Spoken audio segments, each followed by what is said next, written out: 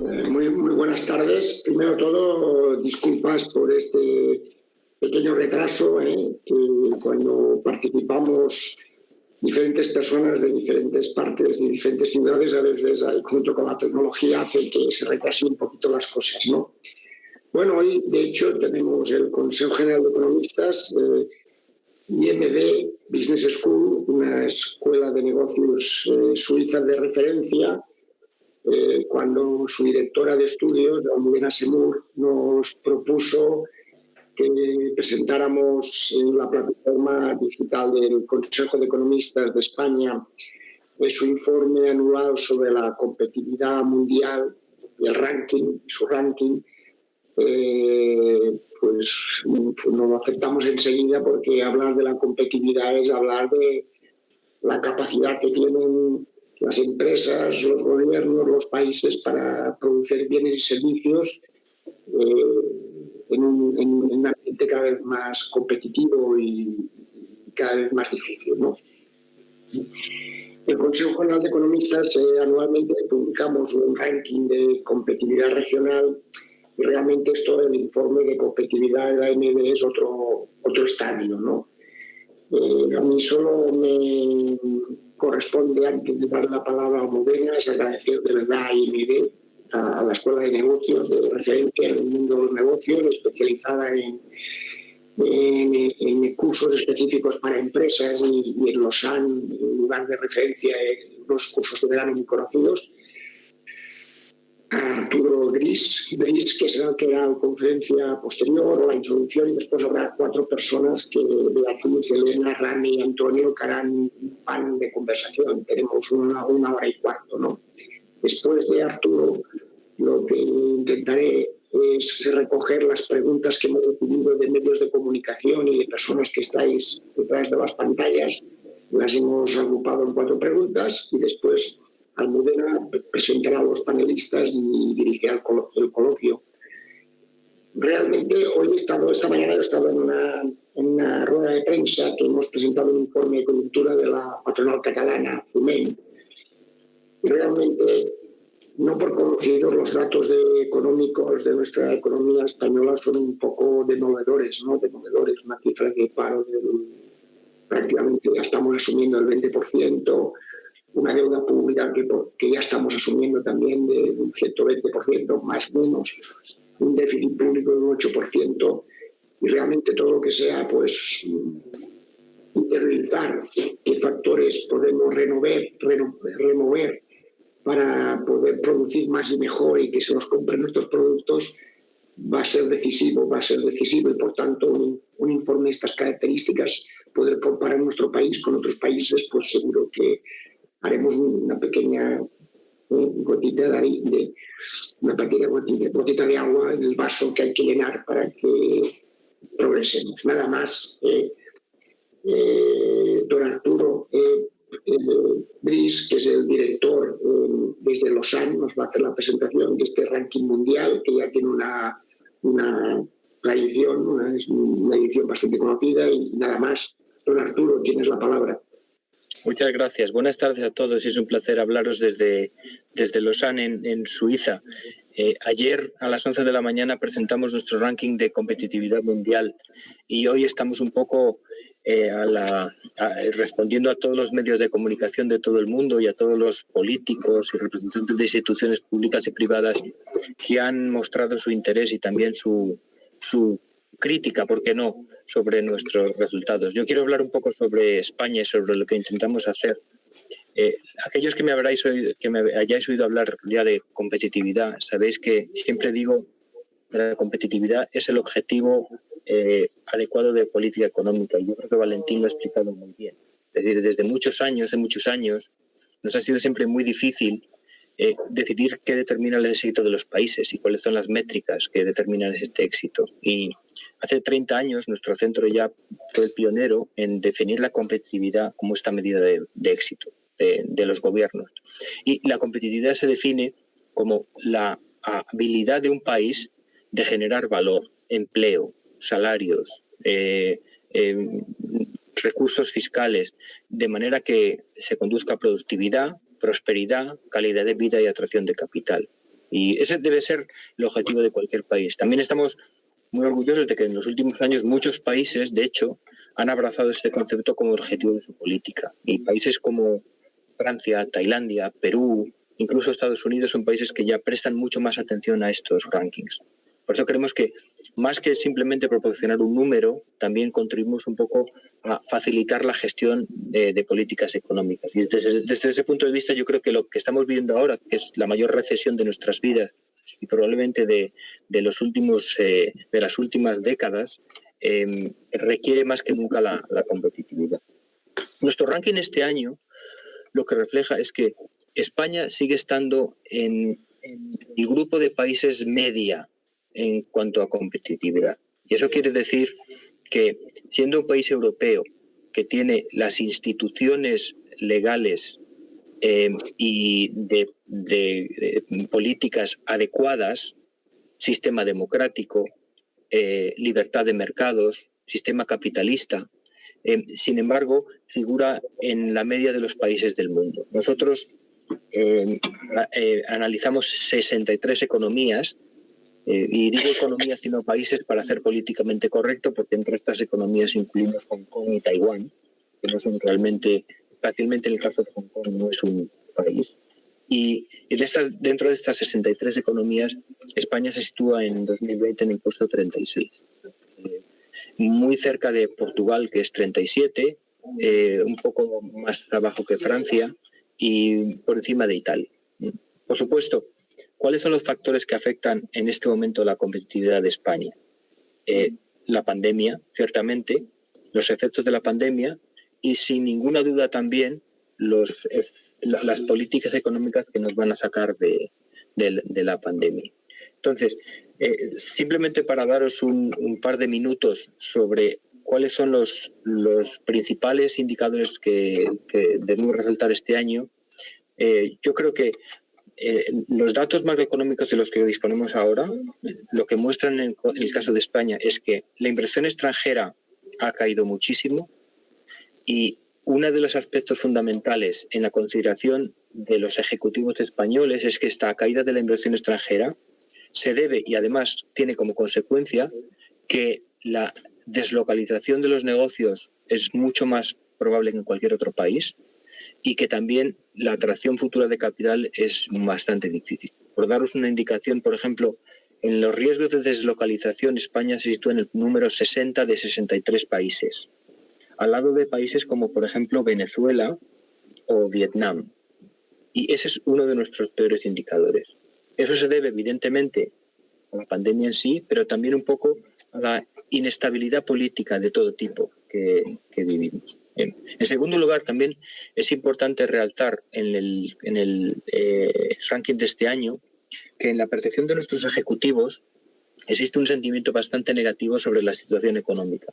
Nosotros, para publicar este ranking, hacemos un cuestionario entre ejecutivos españoles, un gran número de ejecutivos españoles senior, y les hacemos bastantes preguntas. Y una de las conclusiones que sacamos al hacer este cuestionario es que el sentimiento de los ejecutivos españoles es bastante negativo porque ven bastante inflexibilidad laboral.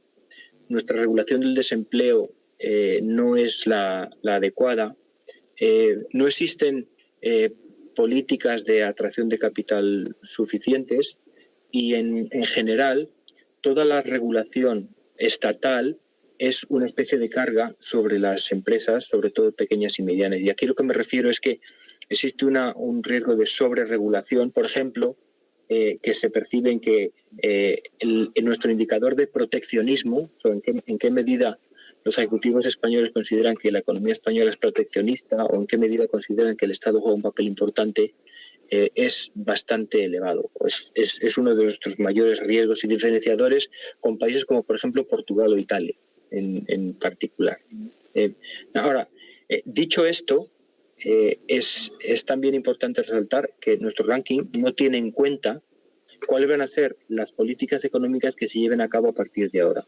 Y yo hablaba ayer con la prensa sobre esto y una cosa que he dicho es que si paramos el reloj ahora y miramos a nuestra competitividad al año que viene, estamos seguros de que en 2021 la competitividad de España será mucho peor, dado que nuestro sufrimiento económico hasta el momento es muy severo, especialmente comparado con otros países de Europa. Ahora, ¿cuál vaya a ser al final el resultado último de este año? Depende sobre todo de las políticas económicas que se lleven a cabo. Y especialmente porque yo soy español, estoy bastante preocupado y es mi principal preocupación en este momento que tenemos que llevar a cabo las políticas adecuadas para asegurarnos de que este ataque al corazón que hemos sufrido no nos lleva a la muerte. O sea, que nos recuperamos, que vamos a tener secuelas, pero que estas secuelas son las mínimas posibles. De cierta manera tenemos que cuidarnos mucho ahora y cuidar mucho la economía.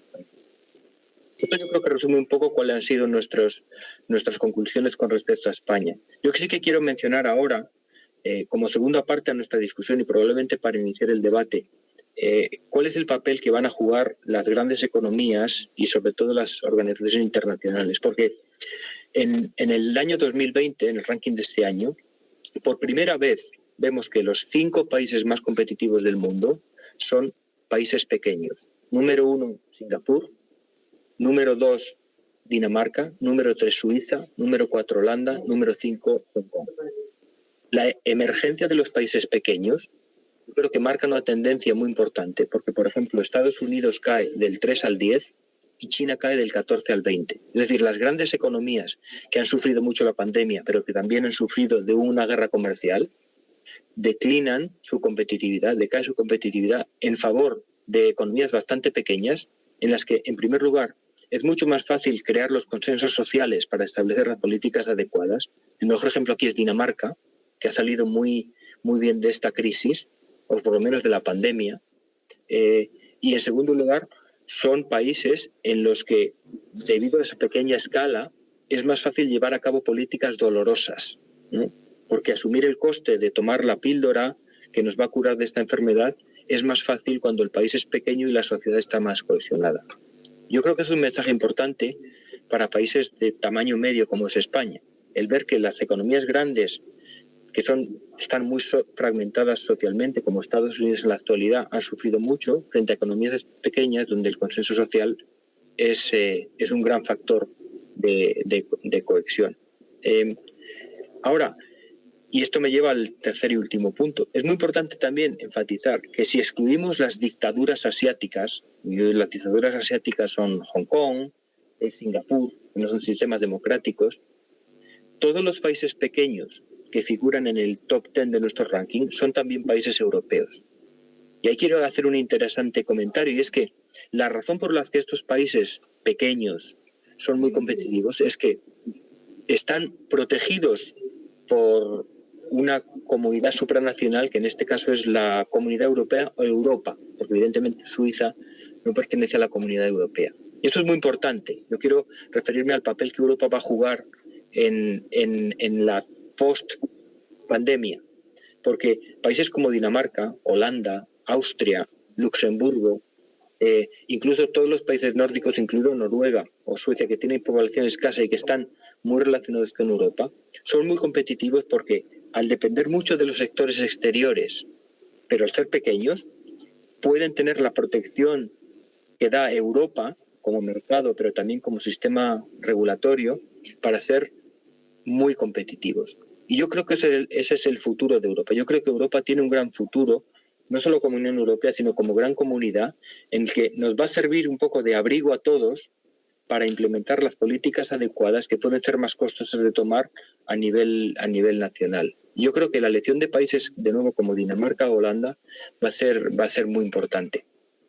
La tendencia que tenemos hacia la desglobalización, es decir, hacia enfatizar mucho más las políticas nacionales y los muros al exterior y la protección de nuestros mercados, yo creo que tiene que ser un poco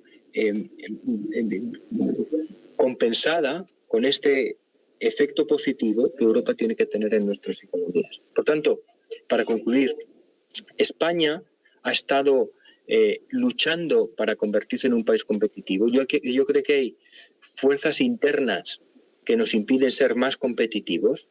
Y en particular, yo creo que somos incapaces de promover las reformas adecuadas, pero esta crisis debía ser una oportunidad para implementarlas. Y en este sentido, Europa tiene que ser este catalizador. Europa puede ser el factor que nos haga implementar estas reformas necesarias, porque Europa va a ser también nuestro abrigo. Y por tanto yo soy extremadamente optimista sobre el futuro de Europa y la Unión Europea. Y finalmente, Europa también tiene que ser nuestro diferenciador, porque, de nuevo, los países más competitivos del mundo son países europeos. Yo creo que esto es una introducción para nuestra discusión. Podremos elaborar más datos, pero yo creo, Almudena, que estos ingredientes pueden ser necesarios para un diálogo con personas que son mucho más interesantes que yo. No, desde luego, Arturo, ha sido interesantísimo todo lo que nos has contado. Yo no sé si Valentín quiere hacer alguna pregunta para la mesa redonda. Una pregunta, Almudena. Como habíamos quedado, bueno, primero de todo, muchísimas gracias, Arturo, y siguiendo un poco, antes de pasar a los panelistas que Almudena coordine esto, pues con Almudena habíamos recogido bastantes preguntas que hemos ido recibiendo y las hemos agrupado en cuatro bloques, ¿no? Pero Arturo, te lo digo rápido y así tenemos tiempo para que Elena, Beatriz, Ramis y Antonio nos maticen las cosas que has dicho, ¿no? A ver, una primera, este salto importante de Dinamarca, ¿no? Ligado con el tema educativo, la importancia de la educación, la estructura educativa de un país, y comentar un poquito esto de Dinamarca. Otro es esta caída al punto 10, al puesto 10 de Estados Unidos, ¿no? Y esto va ligada con la importancia que lo has ido diciendo, la importancia de la gobernanza de lo público, ¿no? Serían estas 3-4 ideas, David, que comentes algo antes de pasar al panel.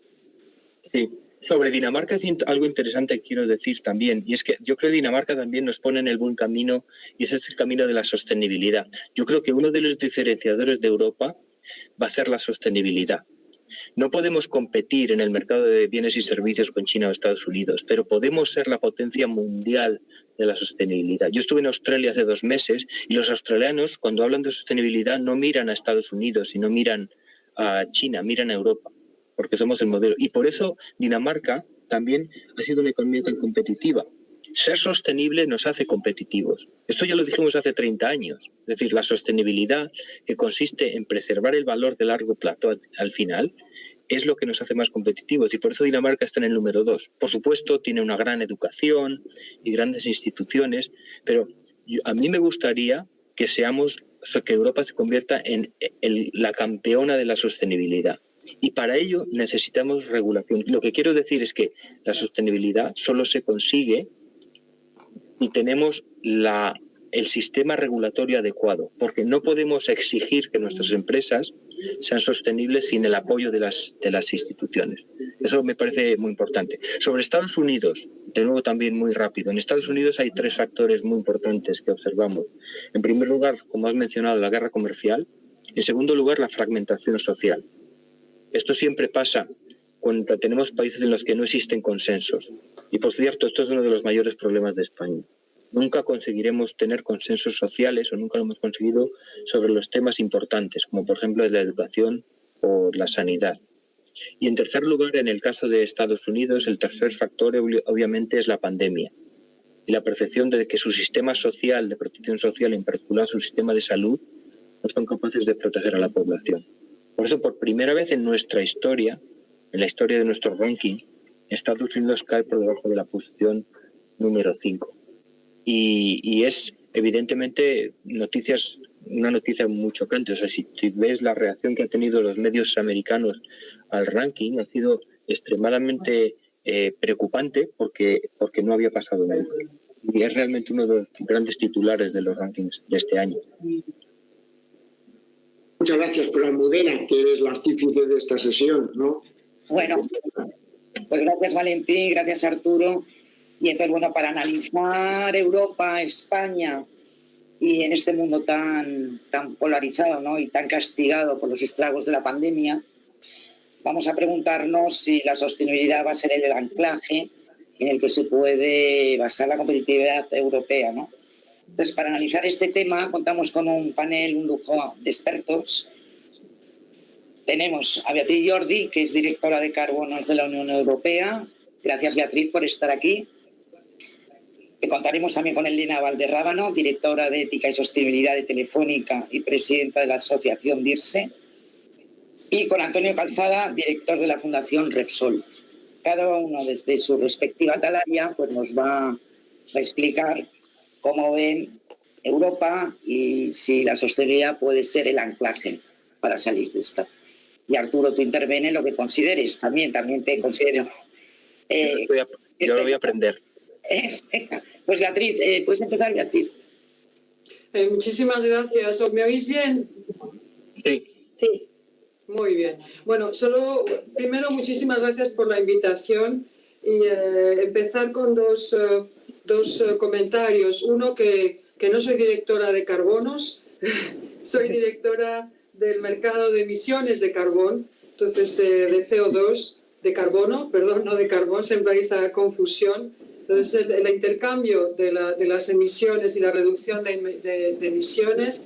Y después, que me ha encantado el final de Arturo, muy interesante tu ponencia, y cuando dices que Europa campeona de la sostenibilidad, decirte que es el mandato de esta comisión. Europa lleva 20 años trabajando en renovables, eficiencia energética, descarbonización, y el último mandato de la comisión, que la comisión von der Leyen, donde tengo una presidenta que viene del Partido Popular Europeo y un vicepresidente que es Timmermans, que es socialista, que están totalmente de acuerdo en que Europa tiene que ser la campeona de la sostenibilidad, y sobre todo por lo que puede mejorar la competitividad y como estrategia de crecimiento.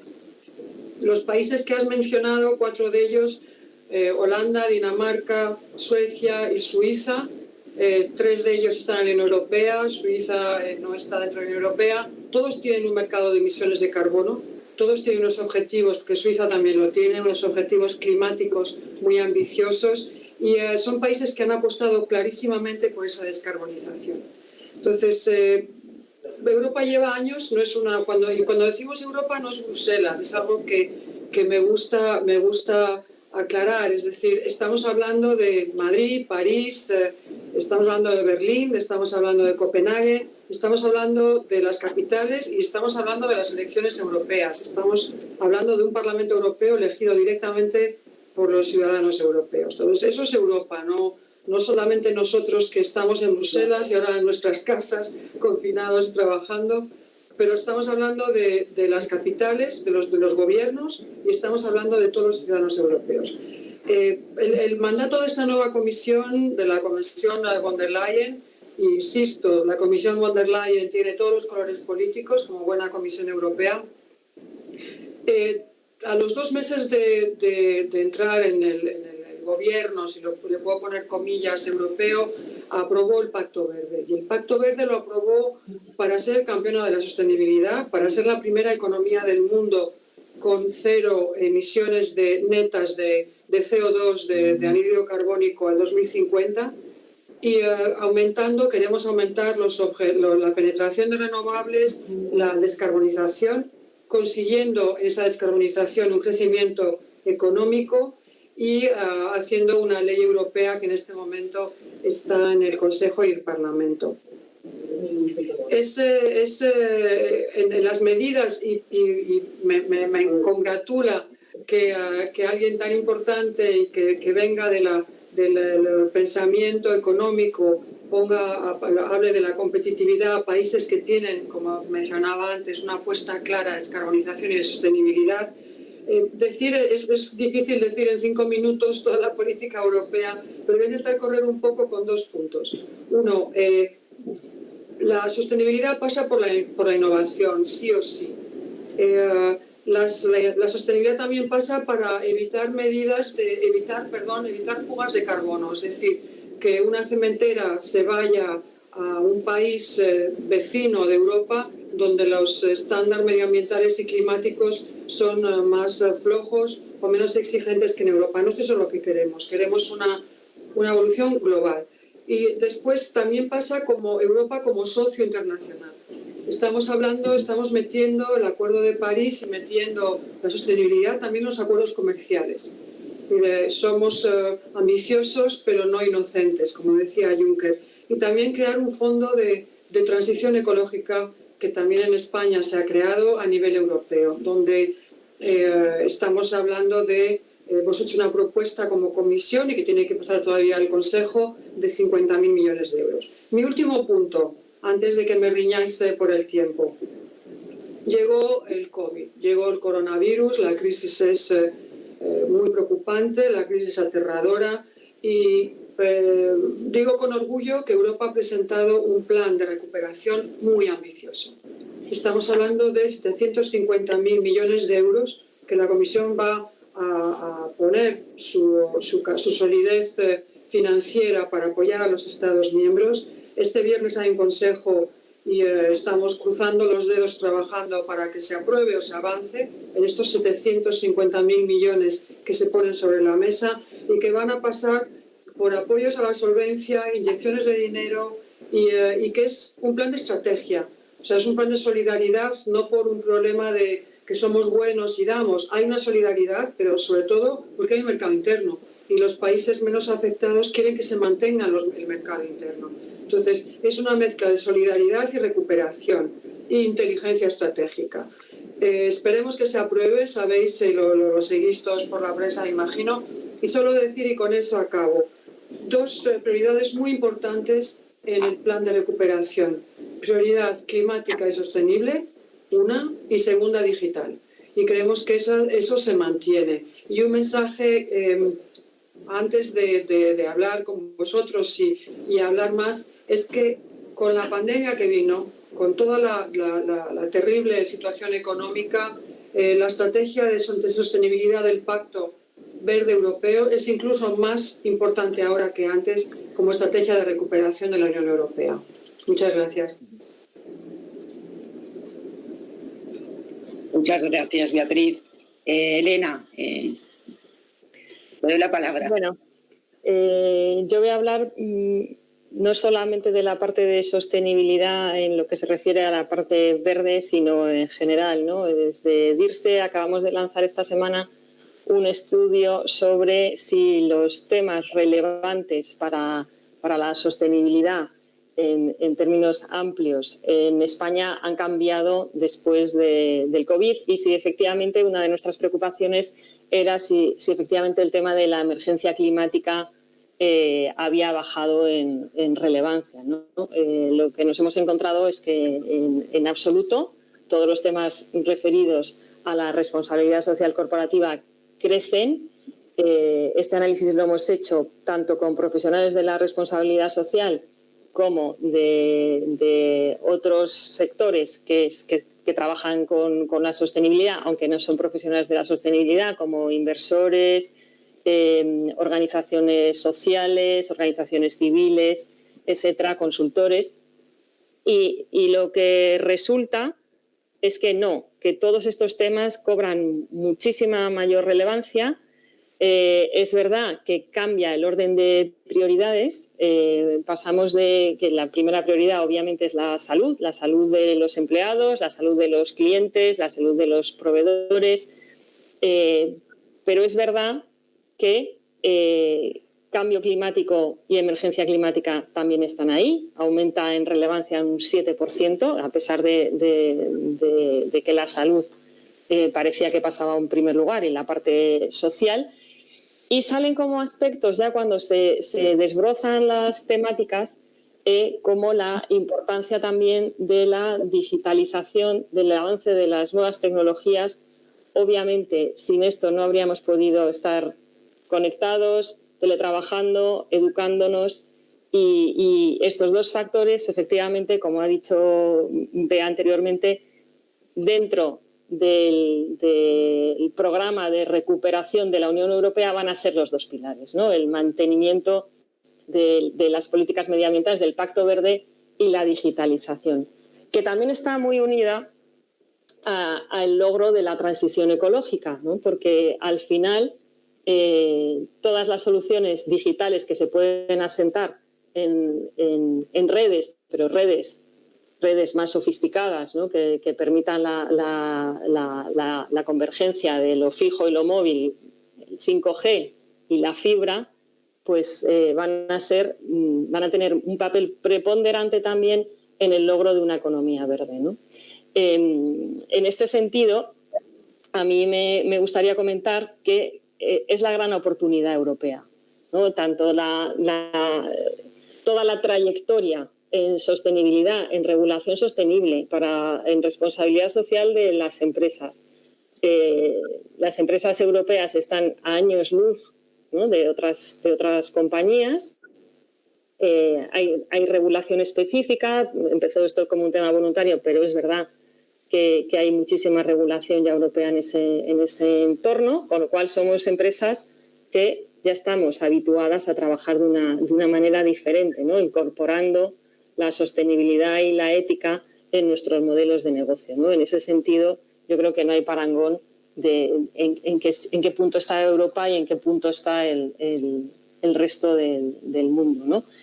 Y luego, ¿por qué no decirlo también en lo que respecta a despliegue de fibra y despliegue de redes 5G?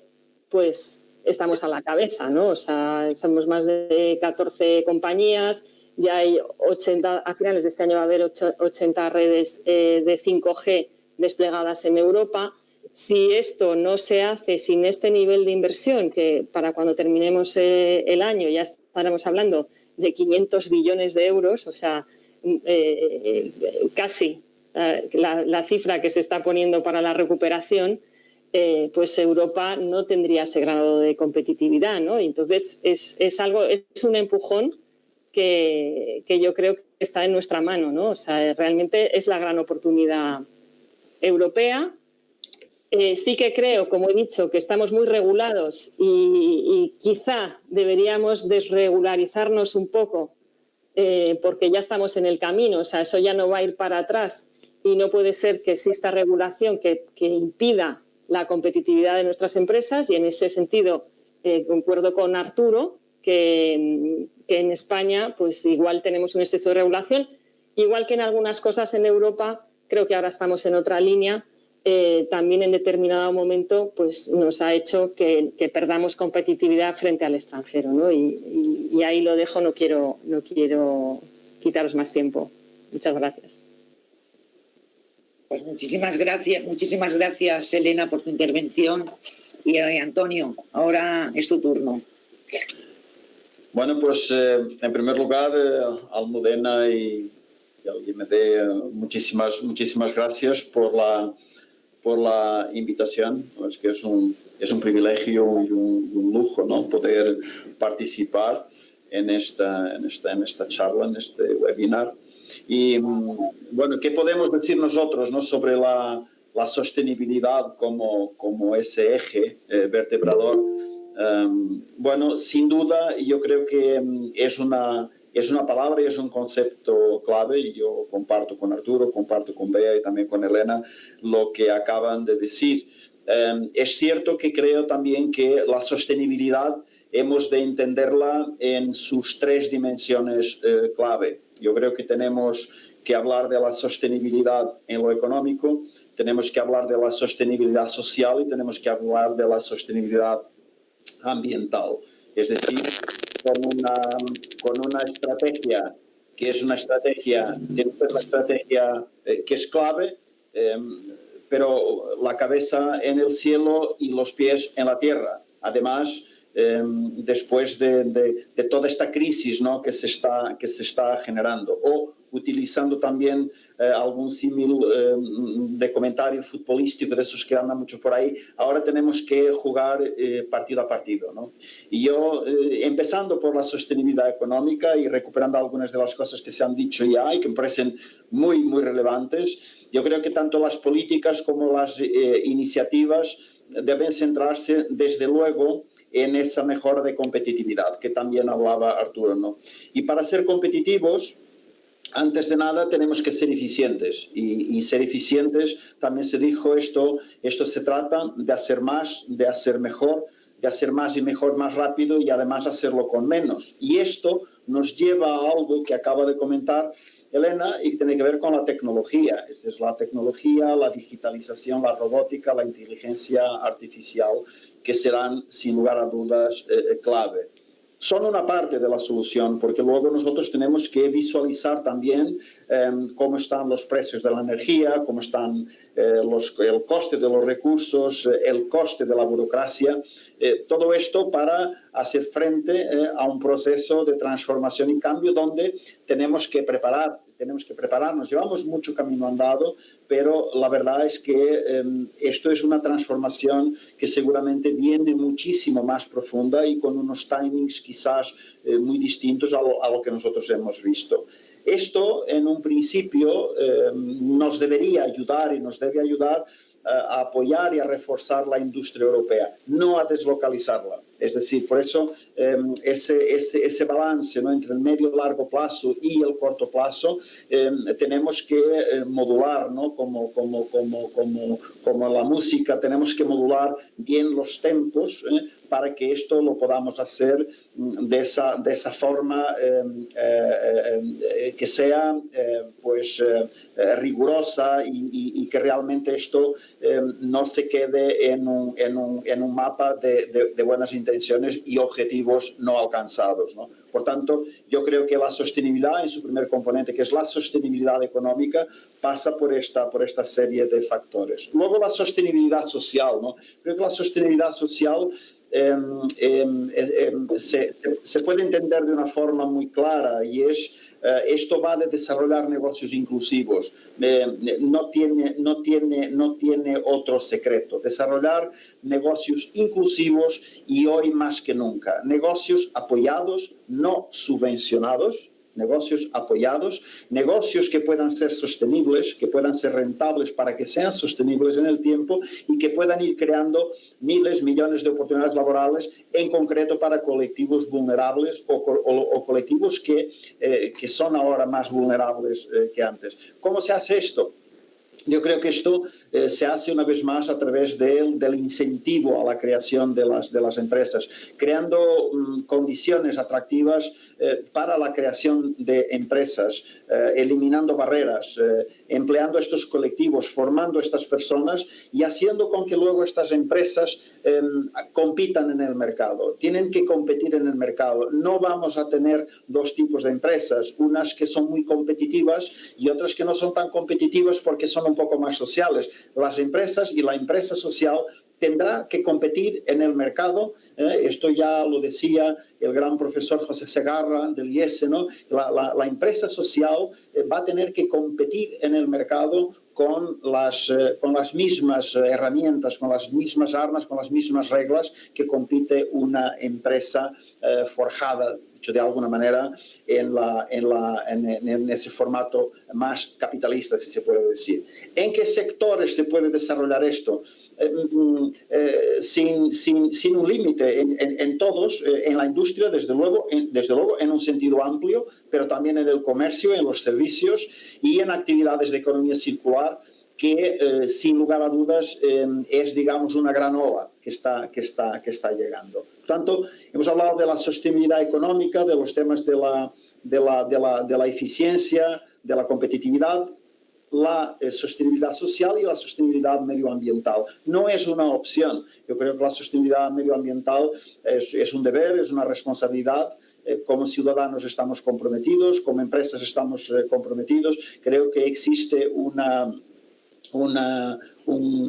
sentido muy común y una visión muy común sobre esto y por lo tanto en este sentido ya se ha hecho mucho, como aquí se ha dicho, y también mucho queda por hacer. Yo creo que las cuestiones ambientales son claves, las tenemos en nuestra casa, la tenemos en nuestras empresas, en nuestros debates políticos, pero este debate ha de hacerse muy riguroso, tiene que ser muy riguroso en lo científico y tenemos que visualizar también cómo está el mundo de la tecnología y los tiempos para desplegar esta tecnología. Vuelvo a pensar en Europa, a pensar en esa Europa muy sostenible y muy competitiva, pero esto tiene que ser parte de un proceso que tiene distintas etapas.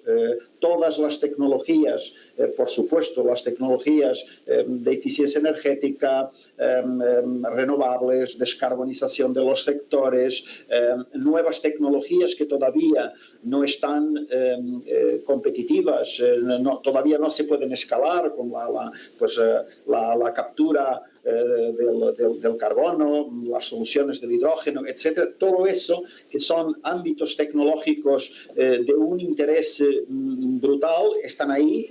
Las grandes compañías están mirando esto, los científicos, los académicos lo están mirando, pero hay que tener conciencia también del tiempo, ¿no? Y es decir, nosotros miramos muy rápido al 2050 y creo que hay que mirar rápido al 2050, pero luego tenemos que pensar que esto tiene que ir de 5 en 5 años, ¿no? Y tener una hoja de ruta que tiene que ser también sostenible, ¿no? Luego me gustaría hablar de la sostenibilidad como ese eje transversal, pero en un sentido más amplio, ¿no? Yo creo que la sostenibilidad ha de ser entendida y será entendida.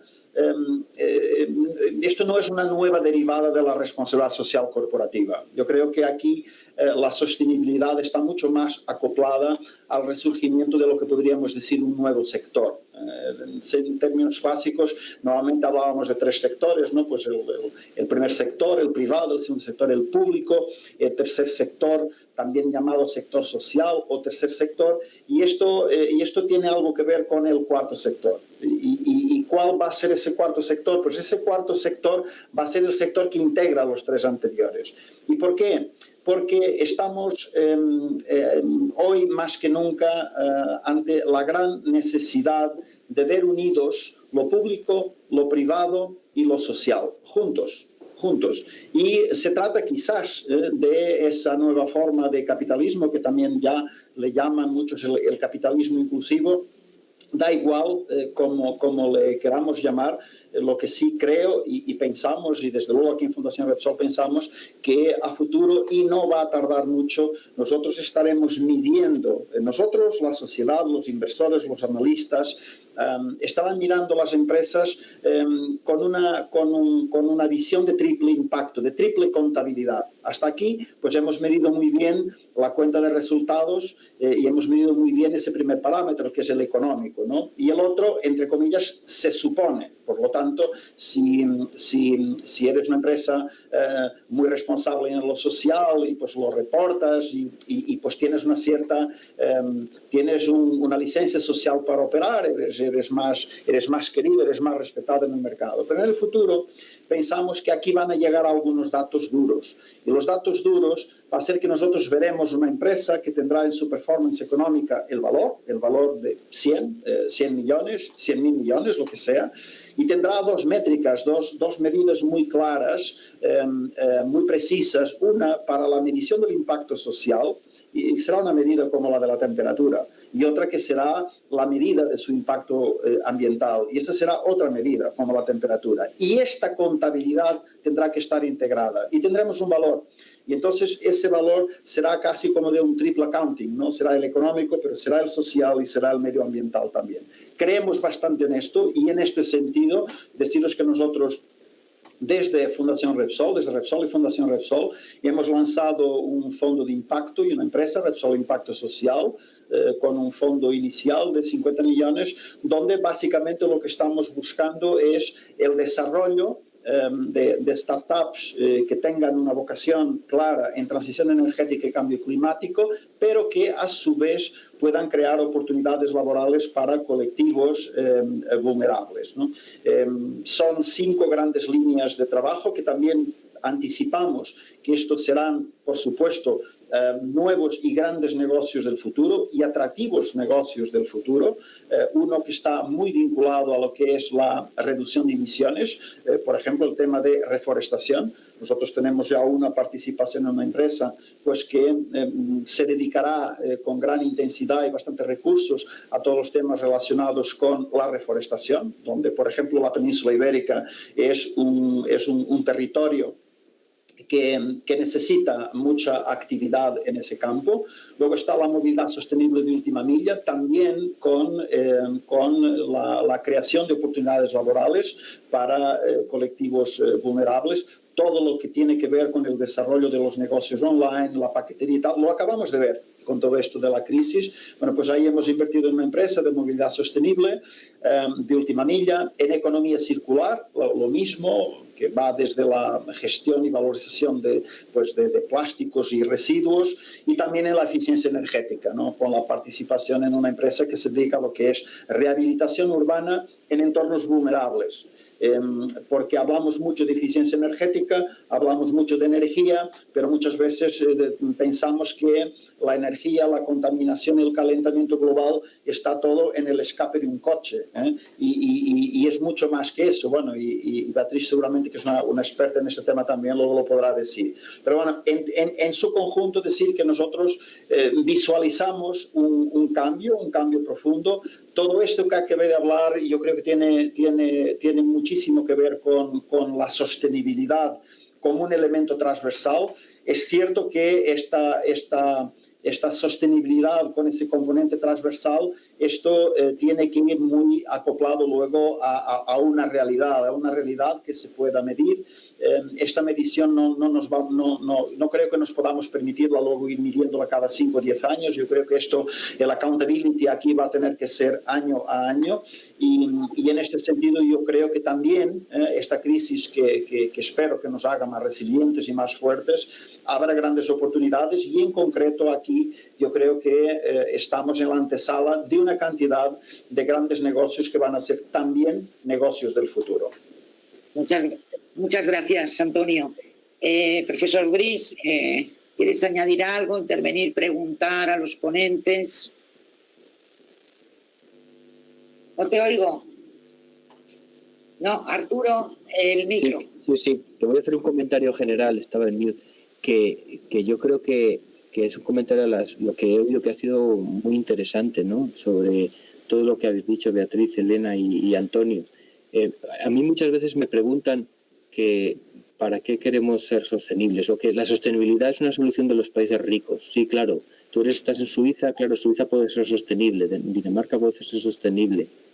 Y yo lo que quiero añadir a lo que habéis dicho es que es cierto que la sostenibilidad es una necesidad, como ha dicho Antonio, pero el hecho de que sea un diferenciador para Europa, para mí lo que significa es que va a ser una fuente de creación de valor y competitividad. Es decir, que no es que al ser competitivos podamos ser sostenibles. Yo creo que es que al ser sostenibles seremos competitivos, porque la sostenibilidad crea valor. Y yo creo que lo va a crear en dos dimensiones. Una, evidentemente, es que al ser sostenibles per se, mantenemos el valor de los recursos en el largo plazo, ¿no? Y yo creo que es la sostenibilidad entendida de manera más habitual. Pero a mí lo segundo que me parece muy importante es que yo creo que la sostenibilidad del futuro va a ser la licencia para operar de muchas empresas. Y yo creo que la oportunidad para Europa es que al hacer que nuestras empresas sean sostenibles, que nuestros negocios, que nuestros modelos de negocio, que nuestros países sean sostenibles,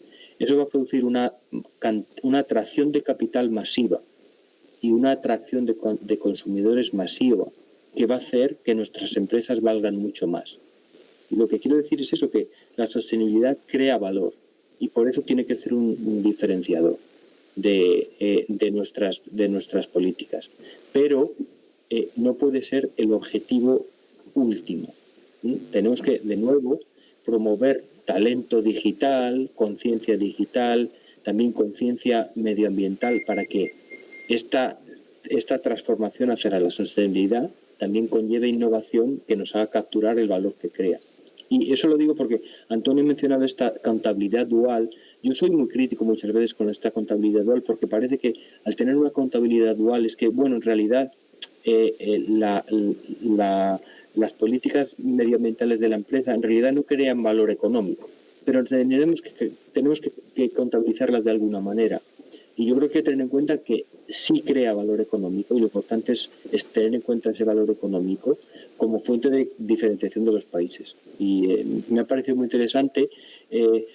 Yo no era muy consciente, Beatriz, de todas las cosas que está haciendo la Unión Europea en este aspecto, y sobre todo lo que más me ha encantado escuchar de ti es que existe un consenso político, que eso es fundamental. Mira, lo que decía antes de Australia, y acabo muy pronto, uno de los problemas que me mencionaron en Australia es que existe una falta completa de consenso político, de manera que cuando cambia el partido político en el poder, deshace lo que había hecho el partido político anterior, en materia de sostenibilidad en particular.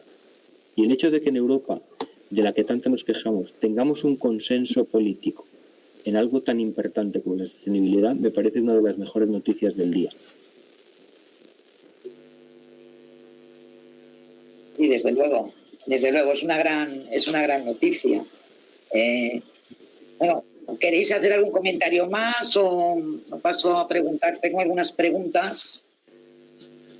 ¿O queréis comentar algo más? Beatriz y Elena, que os habéis quedado más cortas que en vuestras intervenciones. Nada, pasamos a preguntas por mi parte. Vale.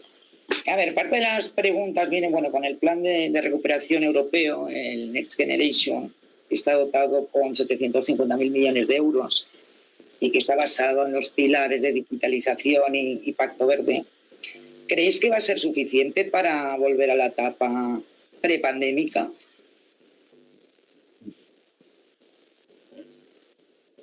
¿Alguien me contesta o...? A ver. Perdona, ¿puedes repetir la pregunta, Almudena? ¿Creéis que el plan que ha aprobado, bueno, que se pretende aprobar, el Next Generation, que va a dotar a los estados con 750.000 millones de euros mediante préstamos o subvenciones a fondo perdido, ¿creéis que será suficiente para volver a la etapa prepandémica? Para recuperar, para que Europa se recupere. Yo, si me permitís, yo creo que esto es como la gestión de los dineros de la familia, ¿no? Es decir, yo creo que ahora la pregunta no es si es suficiente o no. Ya veremos si es suficiente. Ahora yo creo que la cuestión clave es cómo se gestiona. Porque esta es la cuestión. Esto a veces, por eso yo siempre digo que a mí no me gustan los lectores de los titulares, ¿no? Es decir, yo creo que hay que leer el titular y luego digerir el artículo, ¿no? Y poder entender bien cuáles son los distintos ángulos. Ahora mismo nosotros estamos hablando de una cantidad, pues que son unas cantidades muy relevantes. O sea, esto, sin lugar a dudas, esto como decimos por aquí, ¿no? Esto es una pasada, ¿no? Pues sí, pero el tema está en que ahora se tiene que gestionar, ¿no? Se tiene que gestionar y se tiene que gestionar, pues no sé, y ya termino, con una accountability, es decir, esto se tiene que gestionar con un compromiso de entregables, que es cómo se gestiona o se debería gestionar los dineros de una familia o los dineros de una empresa, ¿no? Es decir, hay que dar cuentas de cómo se va a distribuir y a gestionar esto. Muy bien. Mira, otra de las preguntas viene por el tema, bueno, Europa, como habéis dicho, abandera el tema de la sostenibilidad, va a crear valor y será licencia para operar en toda Europa, ¿no? ¿Creéis que llegará un momento que los mercados rechacen, o los consumidores, a todas esas empresas que no son sostenibles o que no aplican los principios de ética y de sostenibilidad? Bueno, yo creo que ya se está percibiendo ya en la etapa pandemia cómo las empresas que han sabido reaccionar, que se han puesto ahí un poco, que han sido capaces de seguir atendiendo a sus clientes o se han puesto del lado de sus proveedores, con los empleados, ¿no? Pues eso se ha visualizado y, de hecho, pues reputacionalmente ha aumentado en un 20%, en 20 puntos la reputación de estas empresas, ¿no? Y a la vez yo creo que también aquellas que no han estado a la altura se van a ver castigadas, ¿no? Es un tema recurrente el de, oye, si eres una empresa sostenible va a haber rechazo o no, la gente apuesta por estos productos. Yo creo que eso ya no va a estar en discusión. Quien no esté ahí no va a estar, ¿no? Y eso es así. Y como decíamos, como hemos dicho en todas las intervenciones, entendiendo la sostenibilidad en su concepto de social y medioambiental, ¿no? Son las dos cosas. Y en ese sentido, yo creo que sí, que esto ya no es imparable. Y hay algo más. Si puedo añadir, no sé si me oís. Sí, sí, Beatriz, lo oímos. Solo añadir dos comentarios. Uno a lo que dijo Antonio, que estoy totalmente de acuerdo. Hay una parte de cómo los Estados miembros van a implementar ese dinero. Y luego hay una parte muy importante también, que es cómo el sector privado se va a movilizar y cómo se van a hacer esos parteners público-privado, que va a ser fundamental. Entonces, hay muchas cosas que va a depender, pero de cómo esos 750.000 millones, si se aprueban por el Consejo, si están aprobados, si se aprueban, van a ser suficientes o no. Y lo que dijo Elena, totalmente de acuerdo, estamos ahí, ya estamos ahí, como la película de Poltergeist, que muchos, los jóvenes no se enterarán de la referencia, pero ya es un valor de mercado la sostenibilidad y va a más. Necesitamos transparencia y también orden para que no se venda gato por liebre, pero sí está ahí ya. Sí, y lo que yo quería decir es que es muy rápido también, que la diferencia entre ahora y 10 años atrás es que ahora tenemos la tecnología que nos permite saber todo lo que hacen las empresas.